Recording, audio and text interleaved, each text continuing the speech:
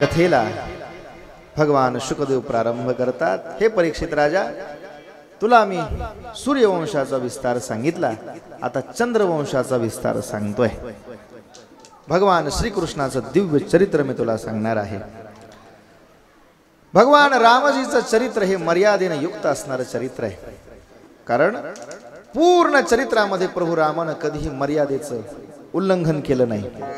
म्हणून तुम्ही बघा, प्रभू रामाचा जन्म ज्या तिथीला झाला ती तिथी म्हणजे नवमी महाराज, राम नवमी। आणि तुम्ही 9 अंक जर बघितला तर 9 अंकाचा पाडा पहिल्यानंतर 9 1 9, 9 2 18, 18 मध्ये 1 आणि 8, 8 आणि 1 किती झाले 9। म्हणजे पूर्ण पाडा तुम्ही बघा, 9 अंक कधीच त्याच्यामध्ये हलत नाही, सगळ्या ठिकाणी 9 त्याची बेरीज येणार। 9 1 9, 9 2 18, 1 आणि 8 9, 9 त्रिक 27, 2 वर 7, 2 आणि 7 9, 9 त्रिक 27, 9 चौक 36, 6 आणि 3 9, 9 5 45, 4 आणि 5 9, 9 चौक 9 सखा 56, 5 वर 6, 5 आणि 6 11 होले त्या 9 सखा किती? गोपाल कृष्ण भगवान की जय। 54 बरोबर आहे। पूर्ण या पाड्यामध्ये पाहिल्यानंतर त्याची बेरीज केली की 9 9 गणित येतं। म्हणजे प्रभू रामाचं चरित्र मर्यादेचा भंग नाही। जुन्या काळामध्ये मर्यादा होत्या महाराज, इतक्या मर्यादा होत्या, लग्न झाल्यानंतर 1 1 2 2 वर्ष पती पत्नीचं नाव सुद्धा घेत नव्हता।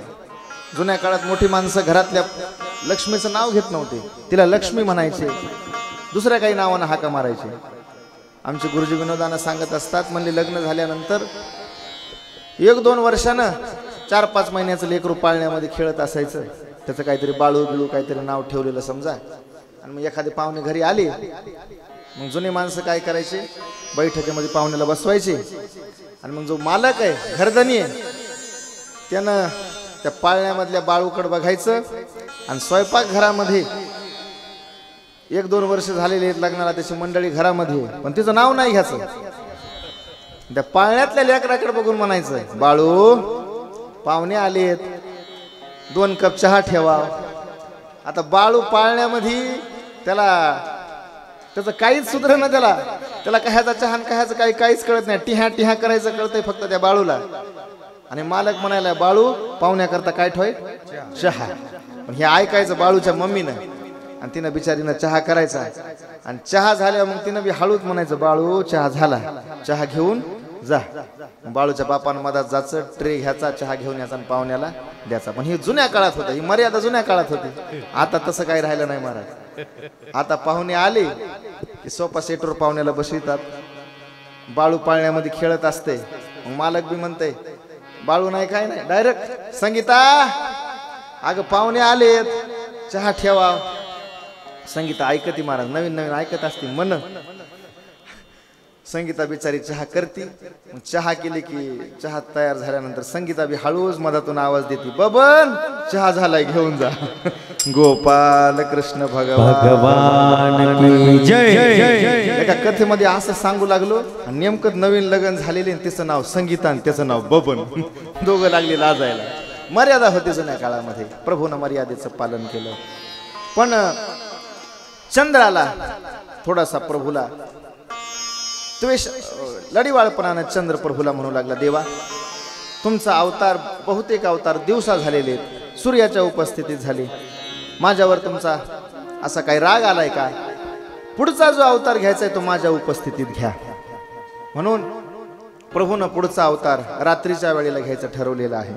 समय समय पर होती है समय समय की बात, किसी समय का दिन बड़ा किसी समय की रात।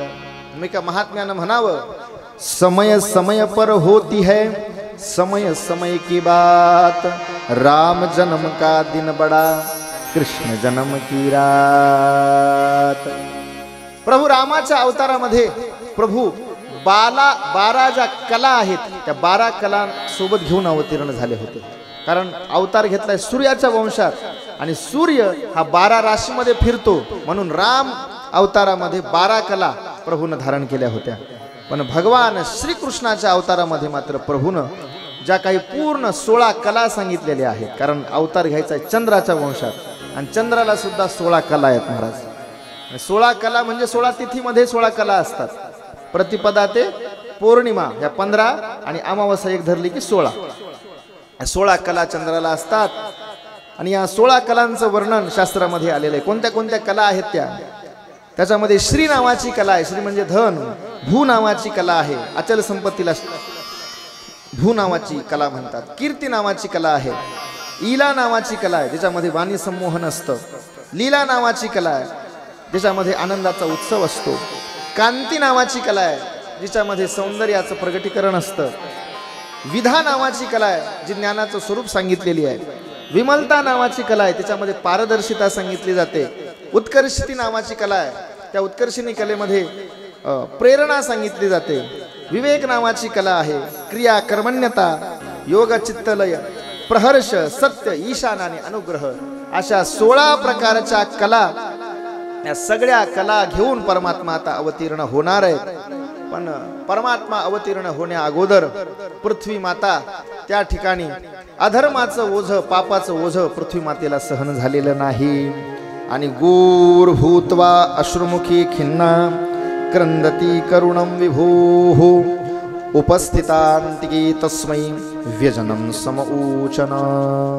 कारण या पृथ्वीला पर्वताचं ओझं होत नाही, पृथ्वीला कोणत्याच गोष्टीचं ओझं होत नाही बाकीच्या, पण तिला ओझं होतं पापाचं. पृथ्वीला पापाचं ओझं झालं, अधर्मानं माणसं वागू लागले. आणि प्रभूनं वचन दिलेलं आहे, जब जब होई धर्म की हानी बाढ़ही असुर अधम अभिमानी तब तब प्रभु दरी विविध शरीरा हरहि दयानिधी सज्जन पीडा. प्रभू सज्जनाच्या पीडेचं हरण करण्याकरता पापी जे अभक्त्य, दैत्य जे मातली, धरणीसी झाली ओझे त्यांचे. आणि त्यावेळेला पृथ्वी गायीचं रूप धारण करून प्रभूच्या समोर गेलेली आहे. आक्रांता भूमी भारेण ब्रह्मांडम शरणम जयो. ब्रह्मदेवाच्या शरण गेल्यानंतर ब्रह्मदेवासोबत भगवान शिवजीला सोबत घेऊन, सगळ्या देवी देवतेला सोबत घेऊन सगळेजण क्षीरसागराच्या ठिकाणी आलेले आहेत. आणि क्षीरसागराच्या ठिकाणी भगवान विष्णू शेषशय्येवर त्या ठिकाणी शयन करताना सगळ्यांनी पाहिलं. आणि सगळेजण आता भगवान विष्णूजीला प्रार्थना करू लागले. श्री अनंता मधुसूदना पद्मनाभा नारायणा जगव्यापका आनंद घना अविनाशा सकळ देवाधिदेवा कृपाळवाजी केशवा महानंदा महानुभवा सदाशिवा सहजरूपा. भगवान विष्णूची प्रार्थना करतात. वासुदेवा ऋषिकेशा माधवा मधुसूदना करिता ती स्तवना पुरुष सुक्ते. पुरुष सुक्ताचं पठन करतात. ओम सहस्रशीर्घा पुरुष सहस्राक्ष सहस्रपात सभून विश्वदस्फुत्वाद दशांगुल.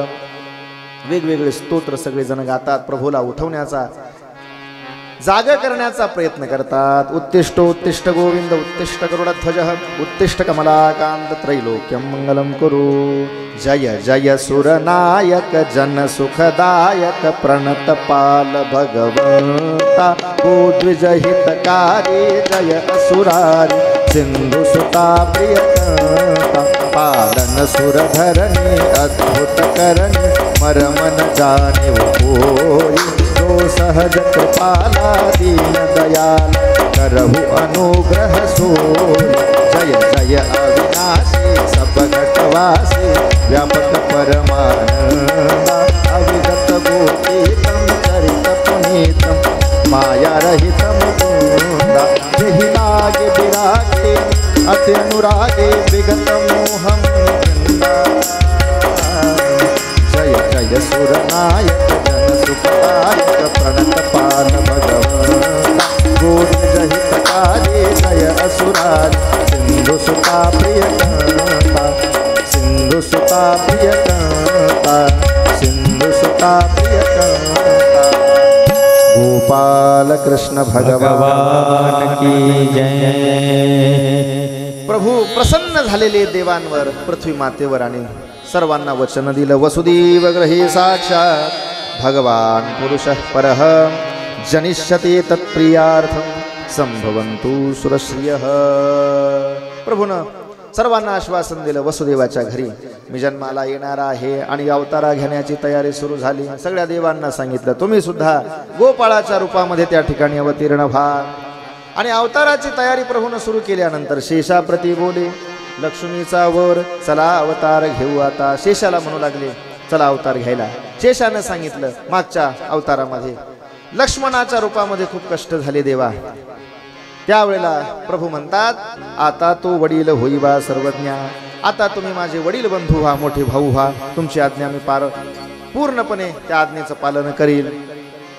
आणि सर्व देवदेवता गोपाळाच्या रूपाने अवतीर्ण झालेले आहेत। इकडं पृथ्वी तलावर कंसानं सगळ्या ऋषी मुनींना त्रास द्यायला सुरुवात केलेली आहे। उग्रसेन नावाचा राजा, त्याचा हा कंस नावाचा पुत्र आहे आणि या कंसाला दुसरे 5 भाऊ आहेत, 5 बहिणी आहेत। हा कंस, त्या कंसाचा चुलता त्याचं नाव होतं देवक, त्या देवकाला देववान, उपदेव, सुदेव असे अनेक पुत्र आहेत आणि त्या सर्वांमध्ये देवकी नावाची सगळ्यांची लाडकी बहीण आहे। या देवकीचीच एक सावत्र बहीण होती महाराज, तिचं नाव होतं सुशीला, काही ठिकाणी तिला सुनंदा म्हणलेलं आहे आणि या सुनंदेचा सुशीलेचा विवाह विदुर काका बरोबर झालेला आहे।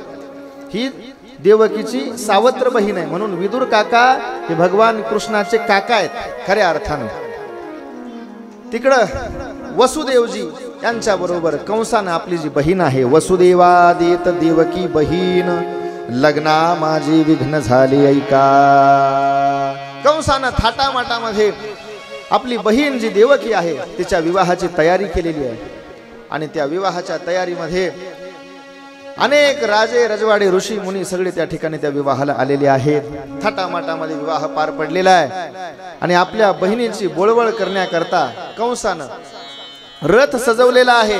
रथाच्या मागच्या बाजूला वसुदेव महाराज बसलेले आहेत, देवकी माता बसलेली आहे आणि सारथी म्हणून स्वतः कंस त्या ठिकाणी बसलेला आहे आणि कंस त्या रथाचं सारथ्य करत असताना त्या ठिकाणी महाराज आकाशवाणी झालेली आहे आणि गडगड गडगड गडगड गडगड त्या ठिकाणी ढग वाजू लागले, विजा चमकायला लागल्या आणि विजा चमकत असताना मोठ्यानं आवाज झाला कंसा, ज्या बहिणीचा थाटामाटामध्ये तू विवाह करतोयस त्याच देवकीचा 8वा गर्भ तुझे प्राण घेतल्याशिवाय राहणार नाही। कंसानं ऐकल्याबरोबर धसकी वाटली त्याला महाराज। ज्या बहिणीवर इतके दिवस प्रेम होतं त्या बहिणीचा मुलगा मला मारणार हे ऐकल्याबरोबर मारावया खडग, त्यानं हातामध्ये खडग घेतलेले आणि देवकीला मारण्याकरता तो कंस निघालेला आहे। हात तो धरिला वसुदेवानं हात धरलेला आहे आणि त्यावेळेला वसुदेव महाराज वचन देतात की माझ्या देवकीचे प्राण तू घेऊ नको, जे काही पुत्र होतील, जे काही मला मुलं होतील ते सगळे मुलं मी तुझ्याकडे आणून देईल। आणि कारागृहामध्ये देवकी माता वसुदेवजी या दोघांना कंसानं टाकलेलं आहे। बघता बघता देवकीला पहिला पुत्र झालेला आहे। कंसाच्या सैनिकांनी तो पुत्र कंसाकडे आणून दिला।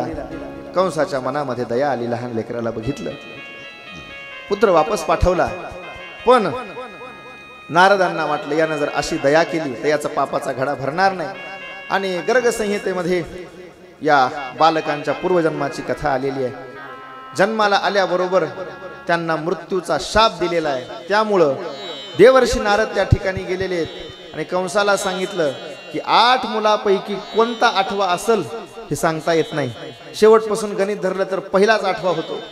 कंसाला कळाल्याबरोबर कंस धावत आलेला आहे आणि त्या देवकीच्या मांडीवर खेळणारं ते जन्माला आलेलं मूल कंसानं रागाच्या भरात आपल्या हातामध्ये घेतलं आणि जोरात वर हात धरून कंसानं दगडावर मूल आदळलेलं आहे आणि त्या देवकीच्या मुलाचे प्राण कंसानं घेतलेले आणि बघता बघता महाराज जे 6 मुलं होते या 6 जणांची नावं सांगितलेली आहेत गर्ग संहितेमध्ये। पहिल्याचं नाव होतं कीर्तिमान, दुसरा होता सुषेण, तिसरा भद्रसेन, चौथा रुजू नाव होतं त्याचं, 5व्याचं संवर्धन आणि 6वा भद्र। एक एक करत करत पहिला मारला, दुसरा मारला, तिसरा, चौथा, पाचवा, सहा हे मारित दुराचारी. 6 मुलांचे प्राण या कंसाने घेतलेले. आणि 7वा गर्भ देवकी मातेच्या गर्भामध्ये प्रतिष्ठित झाल्यानंतर 7वा तो गर्भ योगमायाने तर योगमायेनं तो 7वा गर्भ तिकडे रोहिणी मातेच्या उदरामध्ये नेऊन टाकलेला आहे. आणि तिकडे रोहिणी मातेच्या उदरामधून भगवंतांनी आपला अंश अवतार शेष महाराजांचा अवतार प्रगट झालेला आहे. बलराम भगवान की जय. आणि इकडं आता प्रभू 8वा अवतार घेणार आहेत. आणि भगवान श्रीकृष्णजीचं वैशिष्ट्य इतकं आहे, 8 शब्द 8 अंक भगवान कृष्णाच्या चरित्राला चिकटलेला आहे. अवतार 8वा ज्या वेळेला प्रगट होणार आहेत, मूर्ती 8 वर्षाचीच आहे, 8 प्रकारची नावं आहेत. भगवान कृष्णाचं प्रागट्य होणार आहे म्हणून सगळ्यांना आनंद झालेला आहे.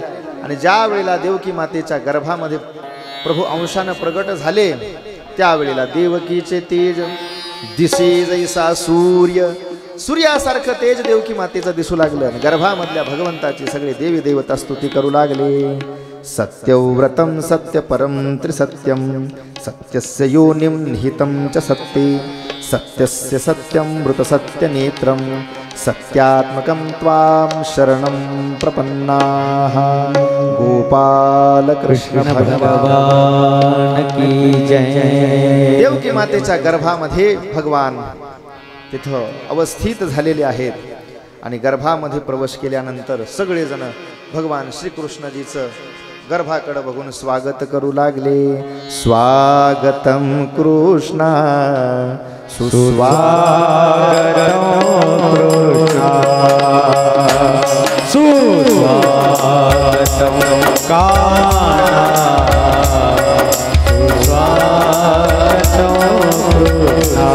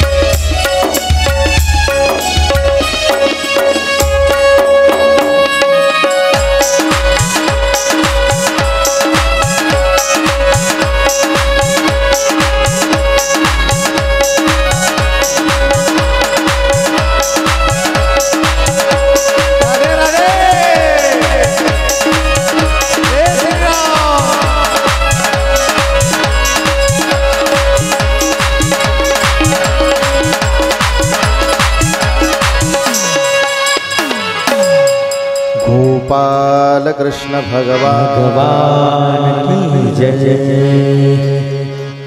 भगवान गर्भामध्ये अवस्थित झालेले देवकी मातेचं तेज त्या ठिकाणी अत्यंत तेजानं संपन्न अशी देवकी माता झालेली आहे। गर्भातल्या भगवंताची सर्व देवी देवतांनी स्तुती केलेली आहे आणि त्या ठिकाणी रोहिणी नक्षत्र आलेलं आहे।